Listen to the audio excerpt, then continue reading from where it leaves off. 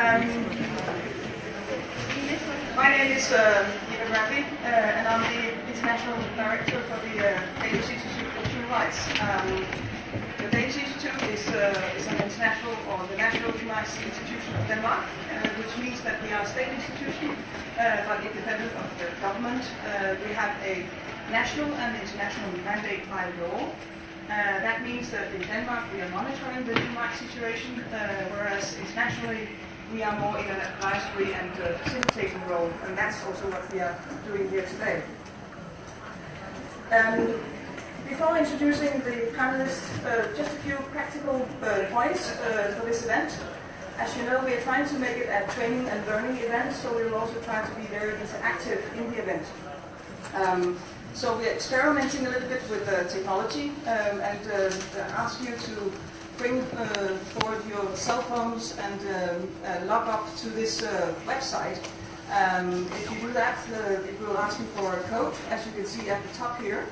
And you should enter that code because that will help you be part of the interactive activities that we will do throughout the 3-hour session here. So please take out your cell phones and do that log up, then let's see how it works. We will have a translation here in English, French and Spanish. And then I will appeal to everybody to stay on message, key messages, no long speeches, so we can share learnings in this session. We have organized today in 3 sessions. This first session will be focusing on lessons learned and exploring opportunities on the 2030 agenda. Then the second session will be exploring the links between the human rights and the Sustainable Development Goals 1, 2, 5, and 17. And then finally we will have a session on tools and approaches to move forward. So these are the 3 main sessions. And basically, I think before we start off with the first session, we actually try and use the technology as a hand, just to see who is in the room here. So if you take out your phone, log on to this website, and then it will pop on your cell phone. Oh, you already got it. Fantastic. So which organization do you represent? We have a number of choices here, and I'll just read them aloud for the translators to translate. Are you government, a UN organization, indigenous peoples, national human rights institutions, business, civil society, or science? So we have a nice spread. One from business. That's good. And we have these as well. All right. Then just move on to the next question here, because we also like to see the geography of the room. So which region are you from? Africa, Americas, Asia, Europe, or Oceania? Nice. Okay. Good. Again, a nice spread. Thanks for that. And then just the last question, this is a little bit more of an open-ended role. Yeah, you have to do differently now on your phone. You have to slide on your phone whether you agree or disagree to these questions. So you have to slide whether you agree or disagree with the human rights and SDGs on mutually reinforcing. The higher number you give it, the more you agree. Oh, that's not agree. That's good. The second one is human rights provide a framework for partnerships. And the last one is I know how to pursue synergies between the SDGs and human rights. So how much are you here to learn and how much are you here to teach? Let's see.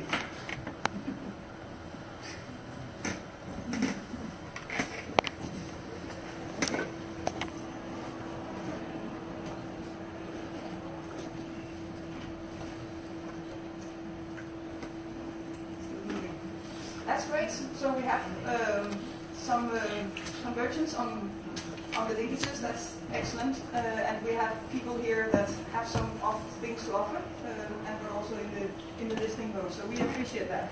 So now you have been quickly introduced to this tool that we will be using in different ways throughout the session. And I appreciate that you are already taking it so much well into your work. So moving to session number 1.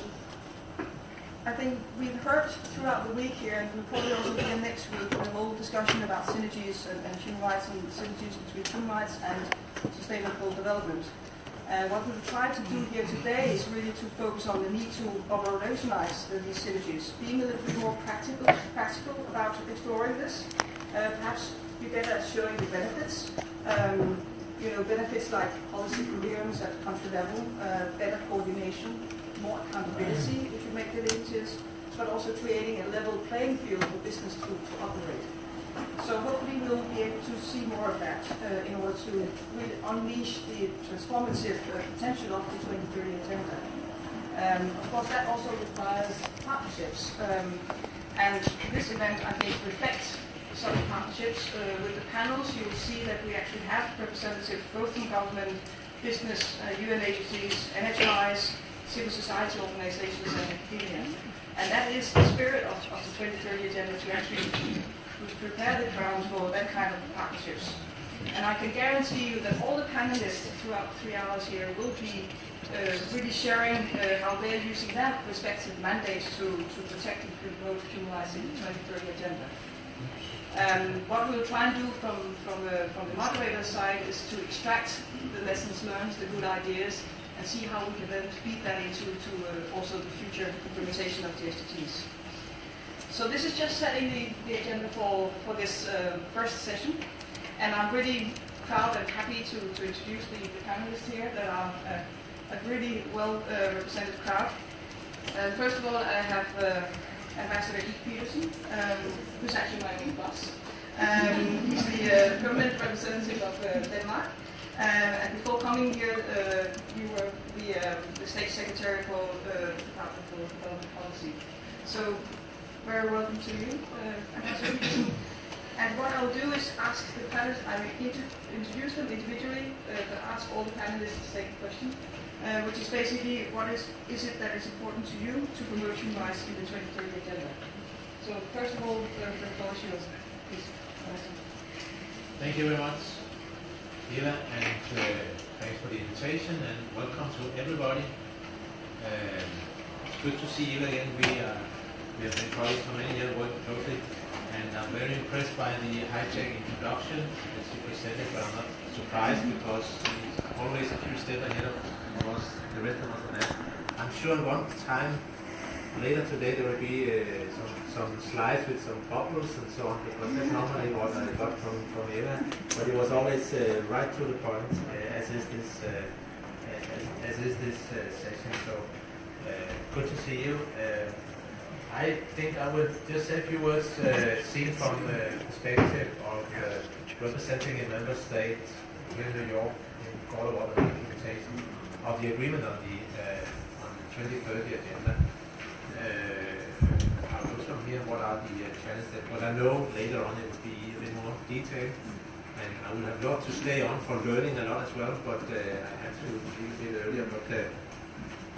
But I think you can say, what I would say, it's important to keep in mind, how was it when we actually tried to get the agenda together and negotiate, and what kind of role did it play with human rights, and how to take it in to the new agenda, what challenges there, but somehow it reflects on also what has been the follow-up.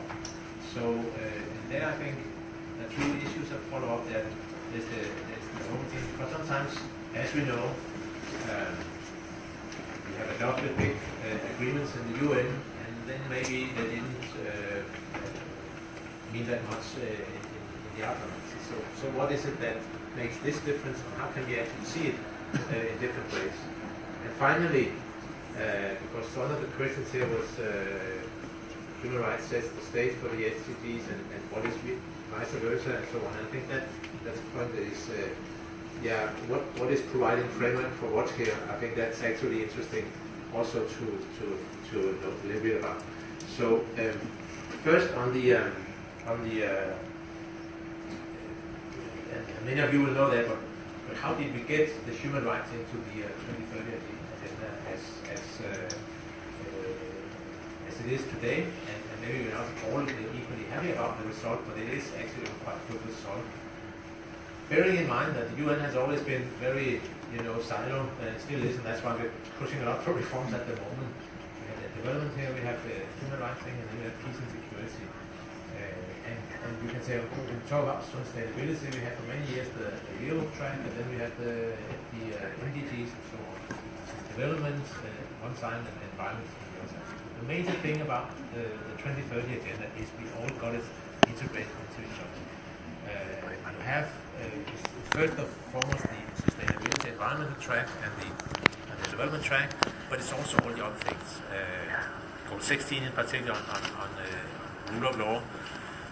And for Denmark and a lot of other member states, but not all, it was very important to make sure that human rights, the human rights pillar of the UN work, also was integrated in this new agenda. It actually took some work, and there were many who were saying, okay, but we can just refer to human rights in the preambular parts, then it's kind of enabler and so on. And then we all know that it's implicit there, and we don't need to make attention to that. And luckily we actually managed to get concrete targets in, even though it's not, we may have wanted a few other headlines on some of the goals also, but things are not always that easy. For instance, goal number 16, we would allow that to also say something actually about rule of law. Bearing in mind this was in 2015 or leading up to 2015, and not so long ago, 2010, the General Assembly actually adopted a resolution on the importance of rule of law for all that the UN is doing and for other member states. But that was not possible suddenly to have to spell out rule of law in a headline in this document. But I actually think the result and we had a lot of good input that came on was very good. It led to, and today we're looking at 1, 2, 5, and 17. I think again, goal 16 is very important in this respect as well. But they're all important, and that's the good result.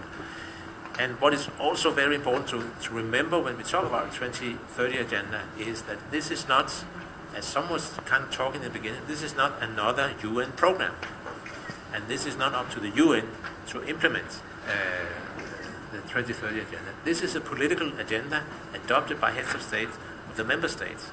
It's a global political agenda that has to be also the national political agenda. That's the whole point, and it has to be adopted. And that's also why, and this is new from all previous big UN agreements, we also agreed to follow and monitor that we do it right, and that we learn from each other. And I will underline that because the monitoring and reviewing, and we were negotiating that in a resolution. How do we arrange for that, organize that? It was very important to underline this is not about control. This is not about naming and shaming. This is actually about learning from different countries' experiences. And the UN system, of course, should build up its capacity to support that, and that's what they're doing at the moment. So how did it catch on?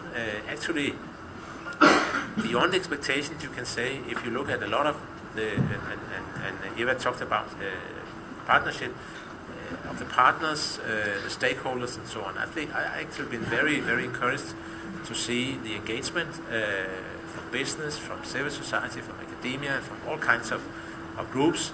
If you have time, you should go past what we call the Kirk Wall on the first floor in the conference building. You will see 17 posters. That's the work of a group of Danish artists, totally private initiative. They just said, we want to do something to make awareness about the goals and the agenda. So they made a poster for each of the 17 goals. Fantastic. And they're here for the last day today, so you can do it after this. But I would say in particular business has been extremely interesting, and we are working closely in partnerships, and this is also where the new agenda is a new thing.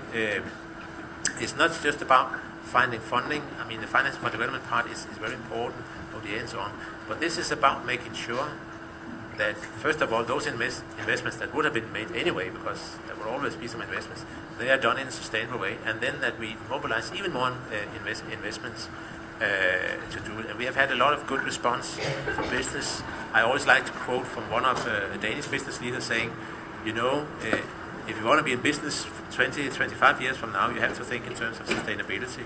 And you have to think in terms of sustainability with all that it implies, including human rights, including not just CSR, but including actually that you know you are promoting those aspects by your engagement.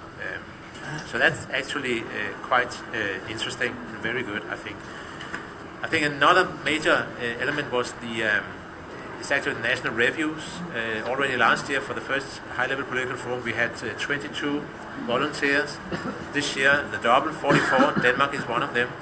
This is actually a very good result. That some of us were saying this is hopefully the way it will work, because it becomes a bit of an embarrassment if we do not here for voluntary national reviews, and we already hear countries saying we will want to come back next year and so on. I think also we have to think about how do we make that more manageable, because as we can see for next week, 44 countries. We're very proud. Our finance minister is here with a huge delegation. We're very proud of that, including people from our Human Rights Institute and business and so on. But how do we make sure that we do it in a way that is facilitating what is the whole purpose, to learn from each other's experience and see where are the challenges, where are the gaps, as you say. Then finally, perhaps a few words on coming back to what is mutually reinforcing and so on. I think actually we have to, it's a bit frustrating for some of us, but we have to say that there is a pressure on human rights, in particular women's and girls' rights, particularly sexual and reproductive health and rights. But we see it's not that easy anymore to have it into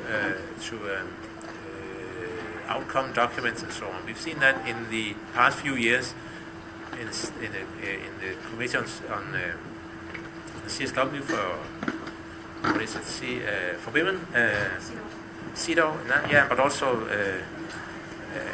anyway, Julie is far away from mine, but the Women Commission, the Population Commission, where there's a pressure to roll back some of the achievements, Commission on the Status of Women, roll back achievements we have made. And there we are actually now using the 2030 agenda as actually kind of a reference point, saying, listen guys, this is what we agreed in the 2030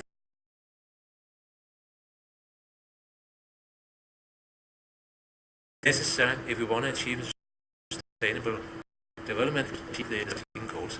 So that's an immense and tremendous power we have actually achieved through the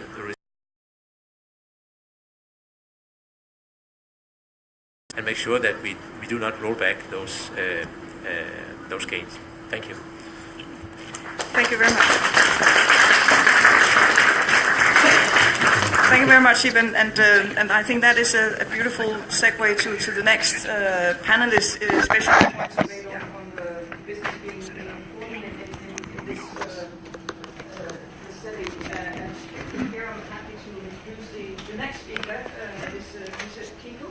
Lisa is the CEO and Executive Director of the UN Global Compact, and you would actually offer us also a kind of a private sector perspective, both because of your current position, but also because of your position beforehand as a Chief of Staff, Executive Vice President, and member of the Executive Management team at the Nordics. So you have both angles, so please. On the question, why is it important for you to promote human rights in the 2030 agenda?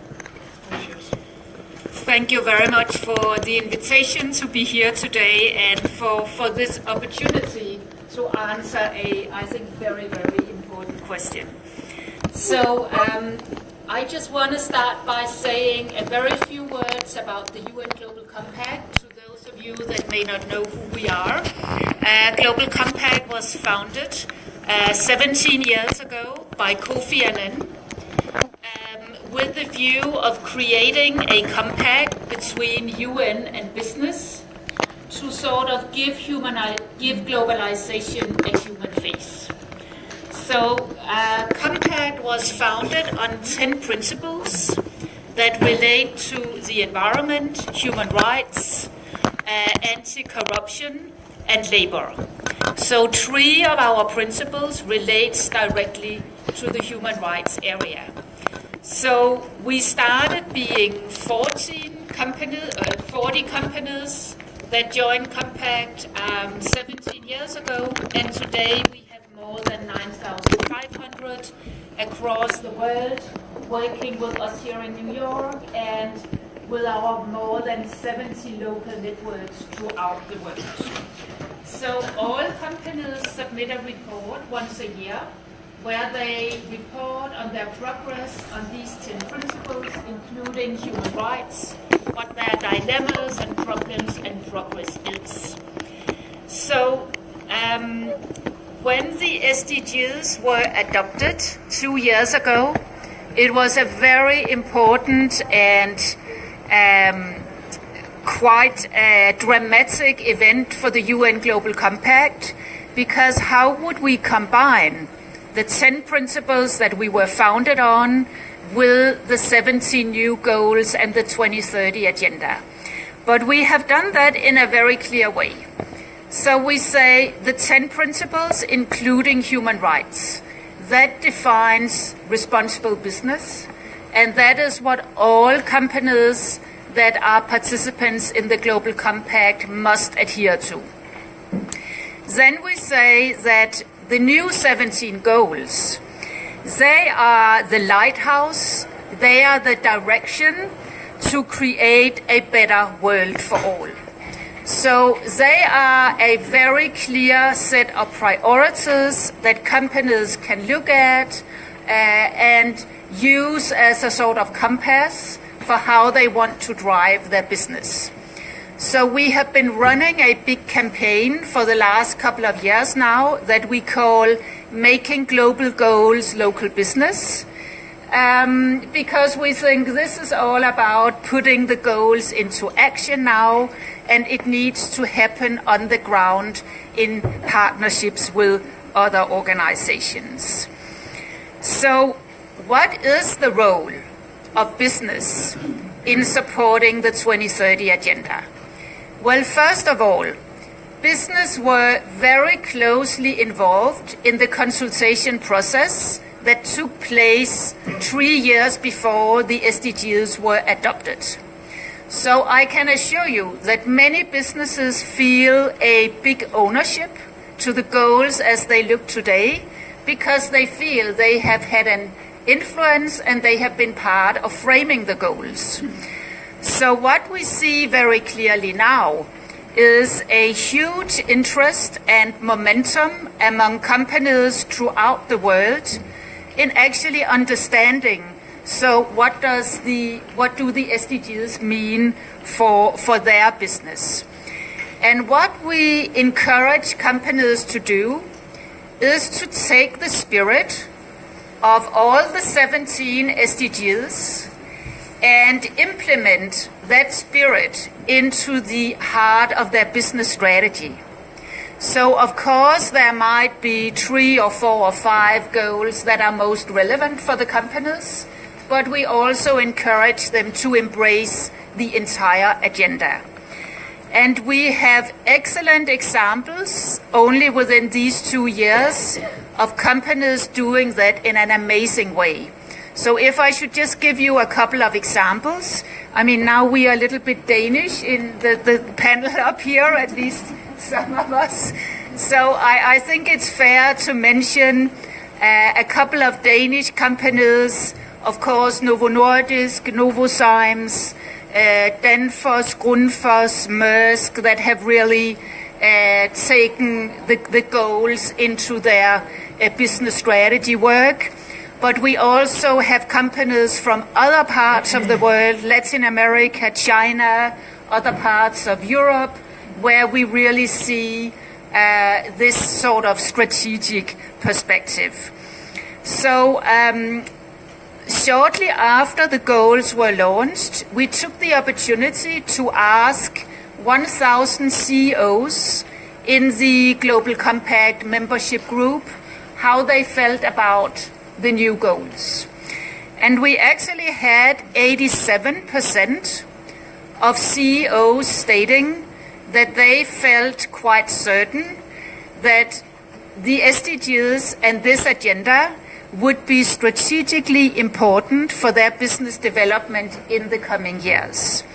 So I think it's clear that among a certain group of companies, the SDGs, based on the 10 principles, including human rights, have really gone down well. But I think we also all know that things are never that positive or that rosy. So although Global Compact is the largest sustainable business initiative in the world, we are still only touching a fraction of the companies that we need to be interested in the SDGs. So that's why we are driving the campaign that I mentioned before, Making Global Goals Local Business. And we have made it our vision to help mobilize a movement of responsible companies and organizations that can create the world that we all want. So we partner and we work with many other organizations that have the same agenda, many of them in the room today, because nobody is going to create probably, how should I say, the biggest change process in the world ever without really working together and being excellent in mobilizing a movement. So if I should just wrap up and give you just a few examples of how we have tried to combine human rights and SDGs into concrete action platforms for our companies, I just want to mention a couple. Decent work in the supply chain, huge interest among companies, inclusion and gender inequality. I have to agree with Ib that I'm not sure if we are watching a snowball effect or a sort of Sisyphus effect in the gender area, if we are moving backwards or maybe just standing still, but it's definitely an area we need a lot of push in. Humanitarian action and peace is a beautiful combination, I feel, of the human rights agenda and the SDG agenda. And finally, health is everybody's business. It's an important part of the Human Rights Convention that every individual has right to good health. So we shouldn't forget that personal dimension as part of this as well. So I will end here, I hope, on a positive note, but also stating that we have a huge challenge in front of us, but I think we are off to a good start. Excellent.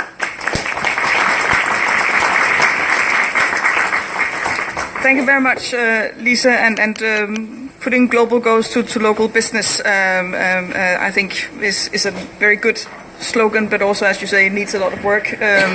Good point that not all is rosy, but that's also why we're here to learn from each other. And then perhaps to take a little bit the Danish out of the panel, I'll turn to a Brazilian here, which is Mr. Vinicius Pinheiro, who is the special representative to the UN and director of the ILO office at the UN. Before joining ILO, Mr. Pinheiro has, including many things, served as a vice minister for social security in Brazil. So please, Pinheiro, the floor is yours. Thank you so much. Good afternoon, everyone. So I'll just follow Liz's example. Perhaps before starting, tell you three things about the ILO that you need to know. First, we are a tripartite organization. That means we have business and we have workers and we have governments as part of our governance structure. The second thing is we are pretty much a standard setting organization, so we are in the human rights and the labor rights business. We're pretty much engaged in our main job actually is to define, to adopt labor standards that will be translated into national laws if countries they decide to ratify our conventions and adopt our recommendations. And third, we are pretty much engaged in implementation of the SDGs, in particular SDG 8, but not only, SDG 1, SDG 5, the Decent Work Agenda, which is pretty much what guides the ILO. It's embedded in the SDGs, and we are for decent work for all. And on that note, I think it's indisputable that the 2030 agenda is a truly rights-based agenda, as the ambassador just said. But now that we move to the implementation of the agenda, and this is for us, is quite critical, we need to translate the operational elements of the agenda. Actually, they should be guided by the international norms. So, if on one hand, the human rights and the international, let's say, norms and standards, they were the base of the agenda. Now, they should be also used when implementing the agenda. And if you look at some of the goals, I know you'll be discussing, for example, Goal 1. One of the targeted is 1.3, says, for example, let's expand social protection coverage for all. And then, of course, the target is 2 lines, and then it comes a question. So, what is social protection? What does it mean, coverage? Which brands are talking about? So there are a lot of questions, even inside the UN system, about how to frame these 2 lines or these 3 lines that are put forward by some of the targets. And our answer is just look at the norms, just look at the international agreed standards. So, for example, if you are talking about implementing social protection floors, system floors, there is an ILO recommendation, which is ILO recommendation 202, that defines exactly what social protection is, what are the branches, and suggests some strategies on how to do it.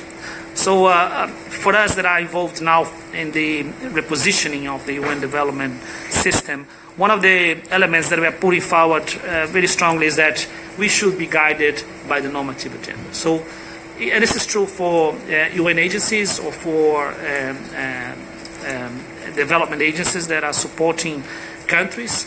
So no matter who is in the country, if it's UNDP, if it's when Women ILO, we should all talk the same language in terms of how we are framing the targets. And this language is already embedded in the international normative system. So the norms are what glues us together as a UN system. It's part of our DNA, and this should be translated into operational activity. So that's one thing that we are pushing very forward. This is our identity. It is actually one of the most important comparative advantages of the UN system. And I could go on and on. For example, on the target on the SDG 8, of course. SDG 8 talks about workers' rights. So what are the workers' rights? So basically, this is already in the Global Compact principles. Actually, 4 out of the 10 are in the area of labor. So we're talking about child labor, forced labor. We're talking about non-discrimination, and we're talking about collective bargaining and freedom of association. So, in the international, so my point is, in the international normative system, you can find the basis for framing and for implementing the targets of the agenda.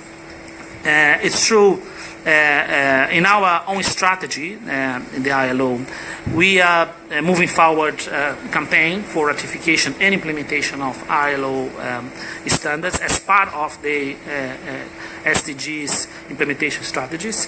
And if just to conclude, just a few takeaway points. First, UN human rights and ILO international labor standards are very complementary, of course, mutually reinforcing. Any strategies pursued by the UN system to support rights-based approach should draw on and be informed by both ILO and UN instruments. The second point is both UN and ILO instruments also stress equality and non-discrimination.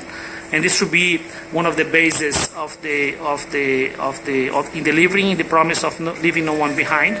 The participation of workers and employers organizations it's fundamental, not only to increase legitimacy but also to increase sustainability. And in particular, it should be guided also by inclusion of disproportionately affected discriminating groups such as women, indigenous peoples, people with disabilities, and so on and so forth. And finally, in the ILO, we're not only just, of course, establishing and setting norms, but we also have a supervisory system. Countries that have to report on the implementation of the conventions that they have ratified. And these reports, as we say, are part of the global knowledge in terms of how countries are doing in realizing the rights that they are committed to do.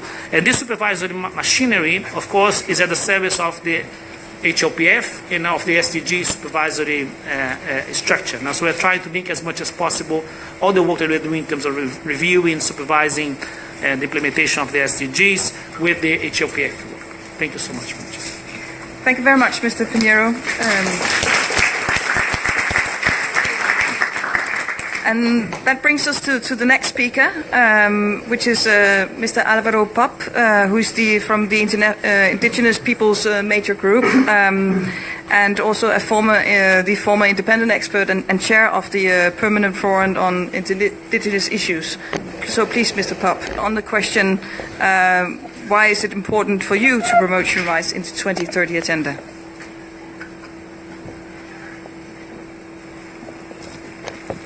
Muchas gracias. Dado a que el tiempo es corto, quisiera ser lo más directo posible. Efectivamente, el tener dos periodos en el Foro Permanente de Cuestiones Indígenas on the Permanent Forum for Indigenous Issues in finding the del planteamiento over 6 years of the presentation of the indigenous peoples of all the world. This encourages me to share some of the fundamental lessons that we are fighting forth in the search of bringing forth mechanisms for work, for the pushing forth of the enforcement of the SDGs.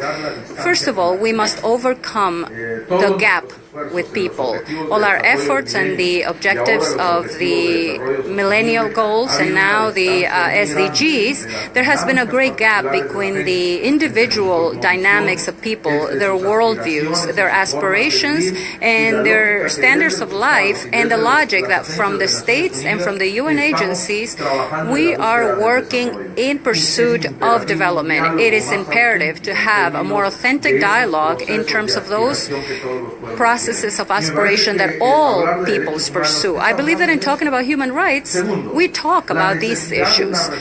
Second, the need for state reform. If the states do not change, then the situation will not change. The states as entities, as que se pone al servicio de las personas es fundamental. Si los propios estados no cambian, si no hay un auténtico proceso de transformación, if there is no transformation of state, then I think that the limitations and possibilities of the SDGs become farther and farther away from becoming a reality. Thirdly, I believe that the main point of struggle, the one that we has to determine the change, is financing of development. I have just heard that not everything has to do with financing and money, and that the report of the commission that was born out of the meeting in Addis Ababa about the financing and development is saying that it is not possible to have financing to bring forth the SDGs. What does this mean?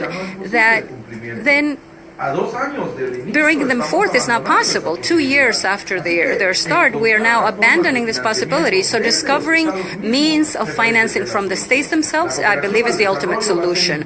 Cooperation for development is impossible to bring forth the SDGs or enforce the SDGs. Third or fourth, we're talking also about indigenous peoples. We're talking about peoples that manage more than 70% of the world's forests, where more than 50% of biodiversity is contained. We are talking about human beings' future, and I believe that enforcing the SDGs is linked in a very dynamic and harmonious way with the enforcement of human rights of indigenous people. So to segregate human rights from SDGs and to create an effort to interlink the context of the points of context from the lessons that have been learned over these years is a mistake. It's everything. We are talking about human rights. When we talk about SDGs, we are talking about human rights. We're not talking about Mars or the moon's development. We're talking about human development with nature on this planet. Therefore, this needs self-determination, capacities by the peoples to guide their own conception of development and their own journey or road to development. Fifth, I believe that both UN agencies, the states, governments, and indigenous peoples themselves, multilateral organizations, must discover the way to evolve just the way that we have always done with cooperation toward development. If we do the same thing that we have been doing in the last 30 years or in the last 50 years, we're going to come up with the same results. And I do not believe that we'd be creating change, a change of the understanding by actors of the dream of the root of change of the actors themselves is fundamental. Those that will benefit from development are themselves the actors of development. Therefore, a dialogue with indigenous peoples is highly important in this process for change. Finally, my great expectation in terms of enforcement and the Sustainable Development Goals in the logic that I have mentioned as that the SDGs are linked or are in fact human rights is that it creates a possibility to widen the capabilities of citizenship of all of us that live in each and every state. Since we are more citizens if we follow the Western political structures, do we then have better opportunities to work ourselves in our own development? It is the only possible road. External roads will present limitations. They will be useful, but they will present limitations, especially when each and every time we recognize ourselves as multicultural societies. There is not a unique society.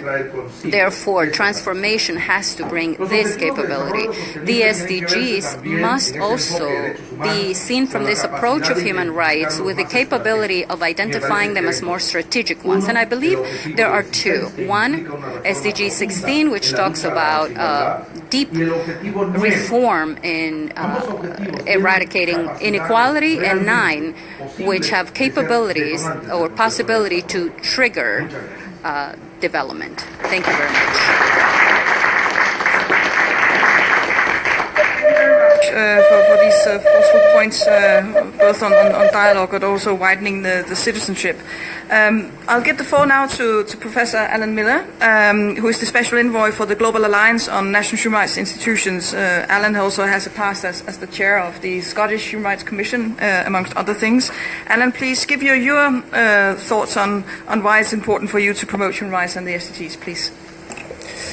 Well, thanks very much, Eva, and GANRI is very pleased to be a co-sponsor of this event this afternoon. The panel themes are what are the lessons learned, opportunities and gaps in the 2030 agenda. And I just want to be very direct and address these head on and share with you some thoughts about at least one key lesson so far, one key gap and one key opportunity. A key lesson is that the SDGs need better participation. A key gap is that the SDGs need better accountability. And a key opportunity is that the SDGs need better monitoring and reporting. Together, better participation, better accountability, better monitoring and reporting can help bring the best out of the SDGs and out of the UN system and build a better world for us all.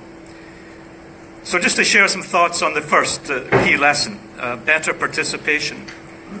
For the second year now, GANRI has produced a report in which we've looked at the states providing follow-up and review in this year's HLPF, and we've examined the extent to which civil society and NHRIs have participated in the implementation of the SDGs at the national level or in the preparation of the follow-up and review report.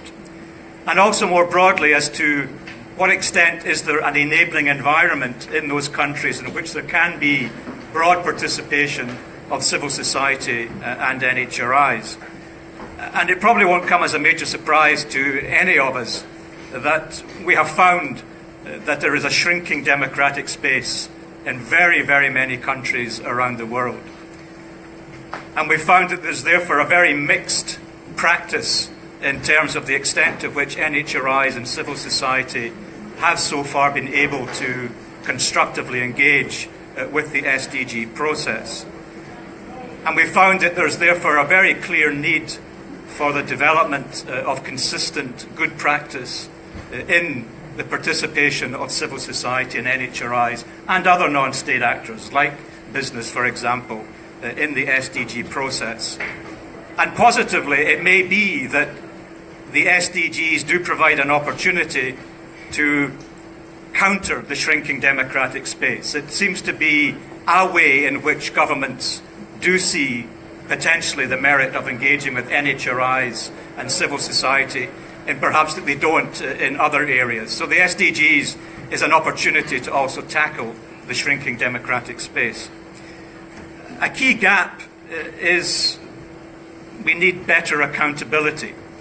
I think the experience of all of us, no matter what walk of life we come from or what area of activity we're involved in, is that without accountability, you don't really succeed in getting to fulfill the objective that you set out to.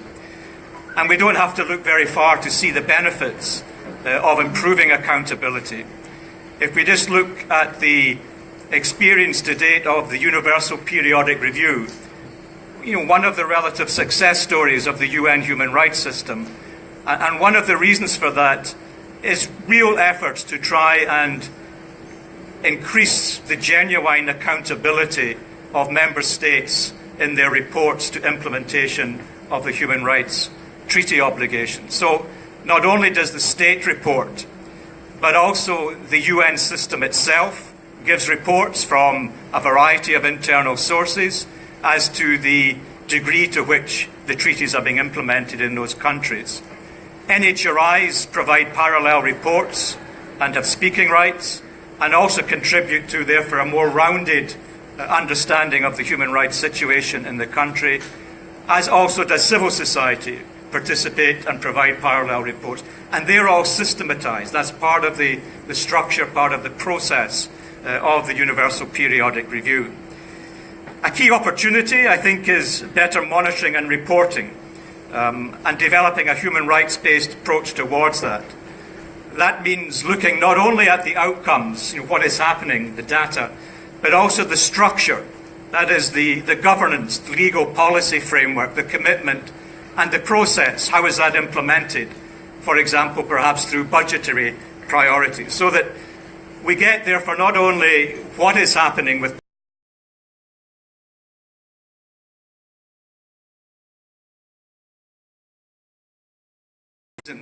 of inequality or discrimination that need to be removed in order to ensure they are not left behind. So NHRIs on the ground are already doing this. We'll hear from Argentinian colleagues. You can see from the Danish colleagues the groundbreaking work that they've been doing.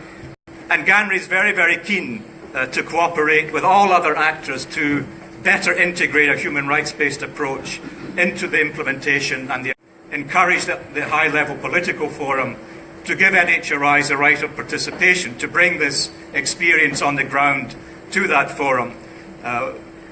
We are hopeful that in 2019, when there's the first modalities review of the HLPF, that member states will include NHRIs and provide us with that right of participation. And those member states that are here will be in touch with you, and I hope you'll positively consider that.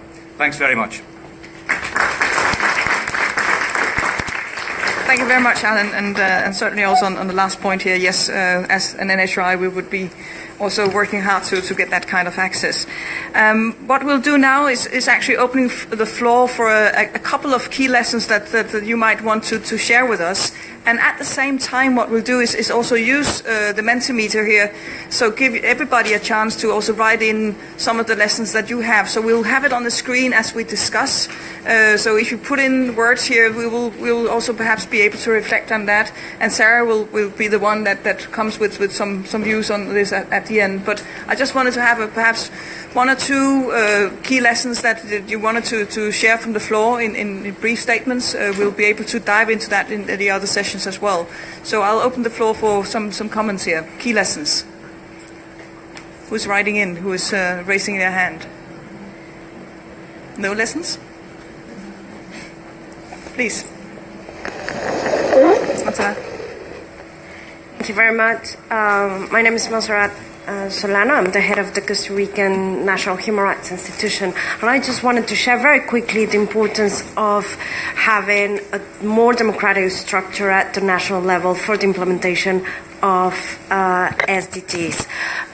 In the case of Costa Rica, what we have had is a structure that was established, yes, through a decree of the government, but that includes direct participation from civil society at the monitoring and implementation level. So that allows civil society to provide their input on how the policies are being developed, and also the NHRI oversees that the implementation is done with due respect to international human rights obligations in Costa Rica. Thank you. Thank you very much for this sharing of lessons learned. Any other wanting to? There's still some ideas come up here on the board. Other want to share lessons? Please.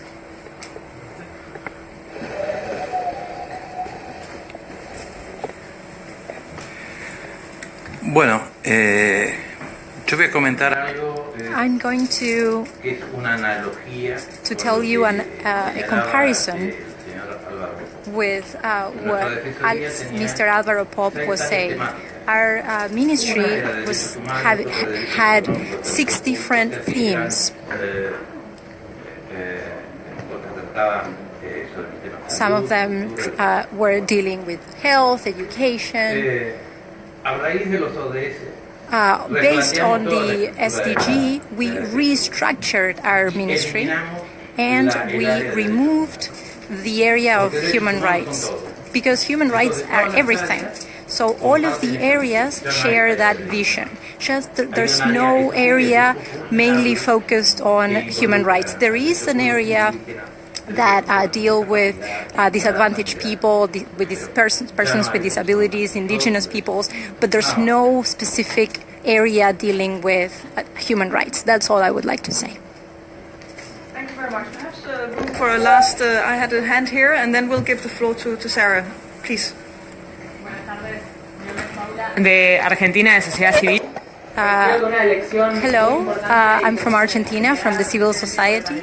I think one of the things is important. Alan Miller commented on it, and I think that there should be effective instruments for accountability, and he was talking about the committees on human rights, and I think that's a big challenge to incorporate those experiences into the high-level political forum in the 2030 agenda, because there are 44 states informing, and I think there's a risk for the civil society to be less and less, and I think that's a limitation, and maybe a question to all the panelists, how we can face this challenge while at the same time assure that the participation of the civil society is there throughout the process with an inclusive participation of children, persons with disabilities, and other disadvantaged groups. Thank you. Thank you very much, and also for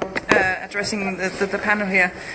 You can see here coming a number of lessons learned up on the screen, and I would ask the rest of you who are not given the floor right now to also use this as an opportunity. What I will do now is give the floor to Sarah to give a presentation on this angle as well. Sarah Vatrai is the global policy specialist for human rights with the UNDP and have more than 15 years of work in the UN system, including working in Bosnia and in Afghanistan. So Sarah, please, your reflections both on what you heard here and also seeing it from your angle. And then I'll see if we, at the end, just have a brief round with the panelists, some very short, brief concluding remarks. But Sarah, the floor is yours first. Thank you so much, and thank you to the organisers of this event. It's a pleasure for UNDP to be here.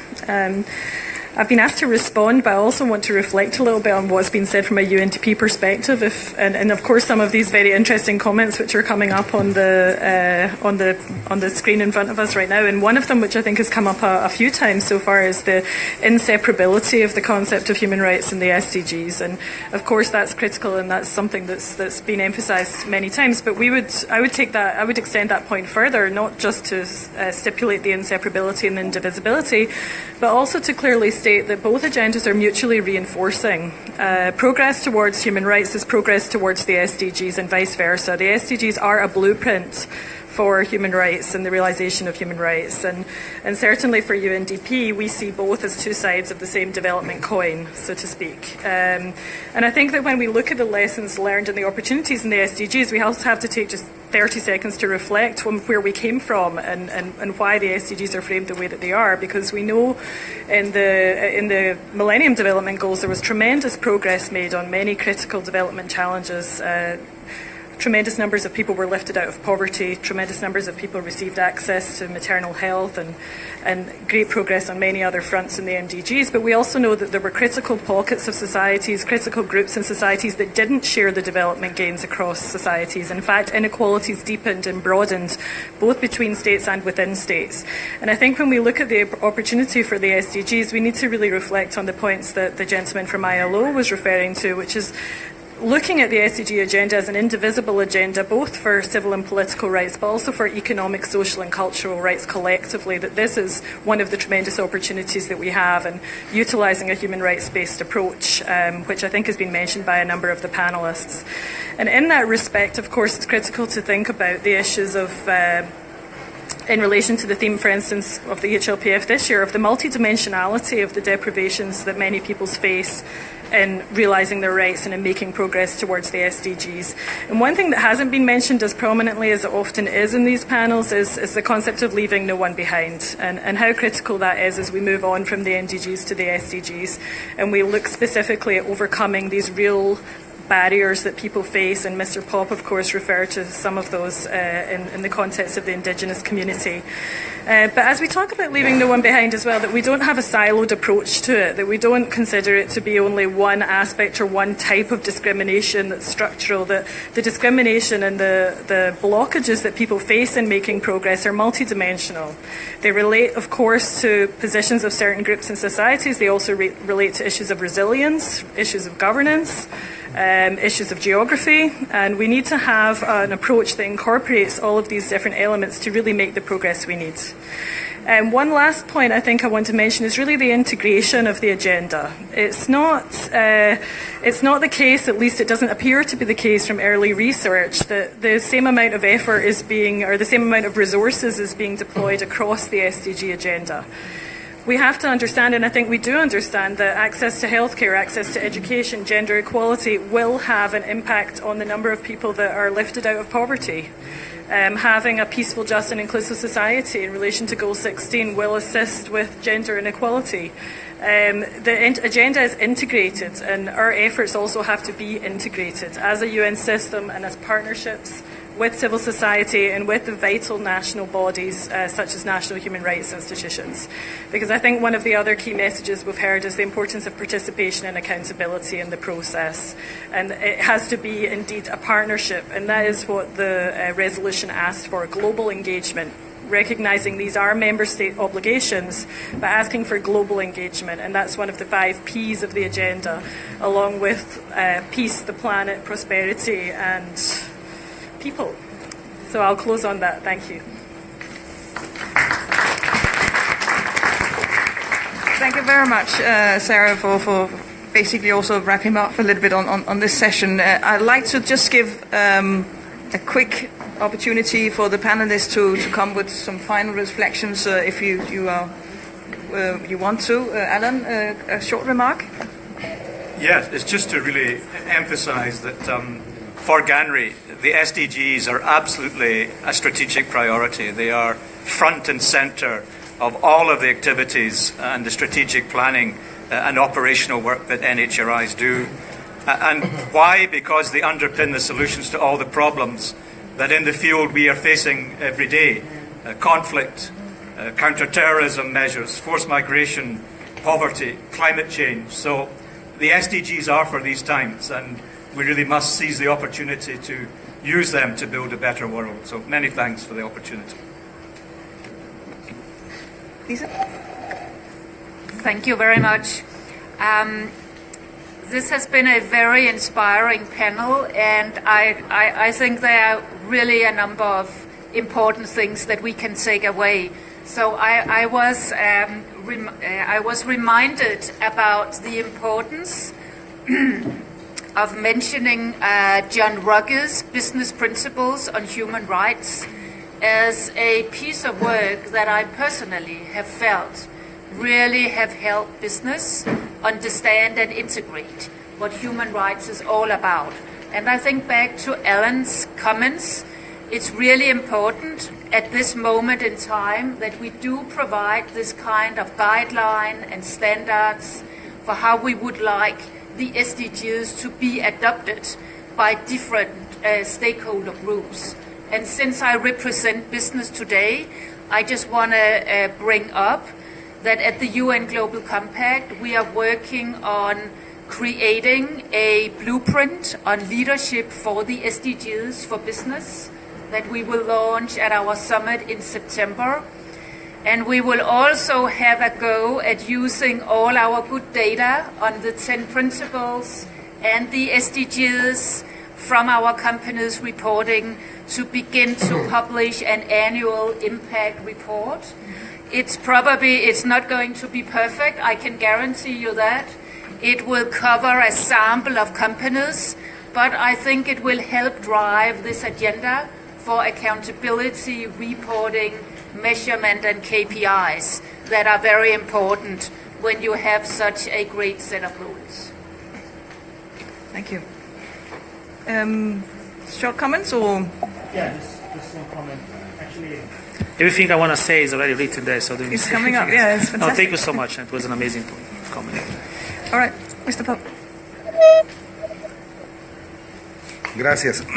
El Popol Vuh, el libro sagrado de los Popol Vuh, the sacred book of the Mayans, more than 400 years ago, says that no one should be left behind, that everyone should stand up. I think the most important challenges during the last centuries as humanity is to recognize each other and have the opportunity to access development. But that is easily said. But in fact, I'm a little bit concerned and afraid because it's the challenge that we have in this changing world that we're living in. I think a very quick recommendation, I think we should start with little things that are big. One, that everyone should appear in surveys and national surveys. That little step will be a big leap for humanity. Thank you. And advice coming here, start with little things and do them big. So thank you very much for this. I would like to thank you all for also going to use the technology here. Actually, what you're doing here is writing a very nice summary of this session. We will extract it and we will also make it available online if you are interested also as a kind of a report from this session of the meeting. I think we managed, and I'd like to thank the panel very much for that, for setting the scene for the rest of the afternoon. You came with some extremely important points here already, some lessons, but also some